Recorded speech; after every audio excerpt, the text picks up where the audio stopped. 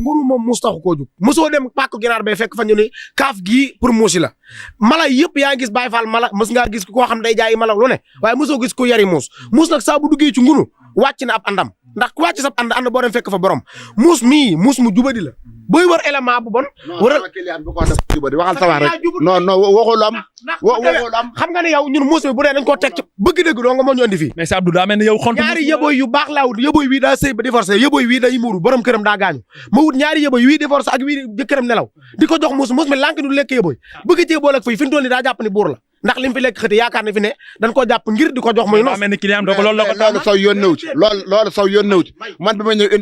indaaleel naa ko lu mu dunde parce que seen yi ngeen yor sax damaa doyatul ci muus mi yéen seen doyatu leen ma ci muus mi mën ngeen ko poissonné mën ngeen ko jox loo xam ne da koy lekk faatu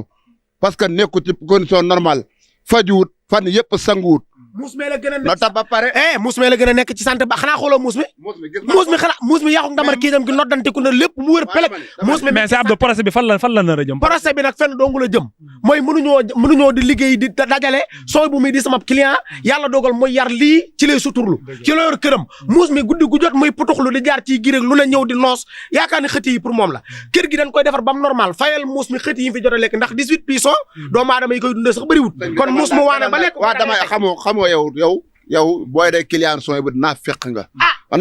ndax baaxoo parce que lii dañ ko tumal anam muus si koñ bi mel na muus mën naa lekk 18 xët yi na wër yeneen muus yi déedéet muus mii daa am nu mu koy lekke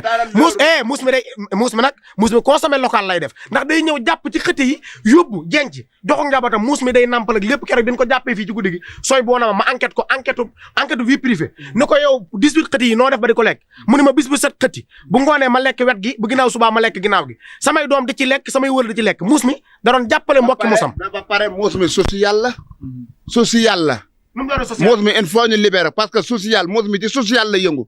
day yëngu ci social am na ñoo xam dama ne am na ñoo xam ne moo leen di dundal laa la wax non jàpp fii dara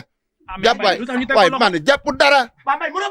léegi yow mais wax naa la Abdou yéen ñi nga xam ne yéen a teg muus mi loxo lan ngeen ñu toppee muus mi nag bi ci njëkk mooy violation de domicile ndax biir kër jàmbur même boo xulóog nit boo ko fekkee ci këram bu ñu la yóbboo ci yoon da ngay tëdd léegi nag yow tooñuñ la ba noppi nga ñëw di tooñ di fay ñu téye la nga am avocat bu ñaaw yoru jaalam taxaw fële naan sama client dañ ko fekkuma ko ci bon sant daam mbooj ak Abdou Karim Gueye xurim xaq ak ñëpp wax nañ ci waaye muus mi daal problème bi ci njëkk mooy fayal ko 18 piisons ba noppi daat koy jox ay règlement ni ko kër gi amoo buntu kër gi rek boo fi rombate aweñ génn ci biir kër gi dal ci yow dañ la yóbbu ci yoon beneen bi topp dañuy defar kër gi ba moom muus mi dugg yeneen mbokki muusam duñ dugg ndax muus moo xam ne bañ la téye ba léegi yaa ngi lekk yaboo yu góor ak yaboo yu jigéen ak yaboo yu divorcé ak lu ne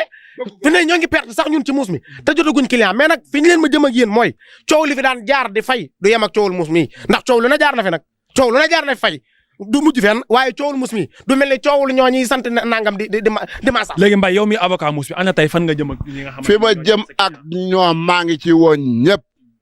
góor jigéen mag ndaw parce que marché bi tey la à partir de 16 heures parce que wax naa leen ko pour ngeen jël ko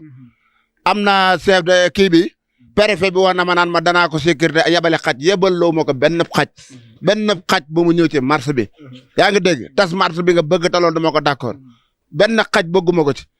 mais est-ce que ñaan nga autorisation bañ non ñaan naa autorisation mu ne ma danañ la ko may mais il faut ñu am 25 xaj yu sécurité marché bi non yow sa yónnu toogal rek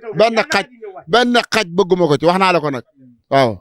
xaj yi de luñ gën a ñëw ñu gën a sant. benn xaj bëgguma ko ci. xaj yi moom bu fekkente ni xaj yi bu ñu mënee bokk ci marché bi nag wàññiwul dara ndax marché mënoo koo woote ba noppi naan da ngay wutal ñii ñuy ñëw ñii duñ ñëw ndax coow li fi amoon temps ba gars yi di marché gisoo ñun la ku wattu bu mu ñëw borom raste bu mu ñëw ñëpp a ñëw marché moom bu amee xajak goloog ñëpp xaj yi luñ gën a ñëw ñu gën a sant yàlla ndax muus mi ngi ci erreur di tooñ te kenn du fay yu mënta ne. Mbaye sa yan mbokk avocat ngay woo ci man maa ngi woo avocat yëpp maître El Hadj Diouf dégguma ko ci dossier bi non moom woowuma ko parce que dégguma ko ci dossier bi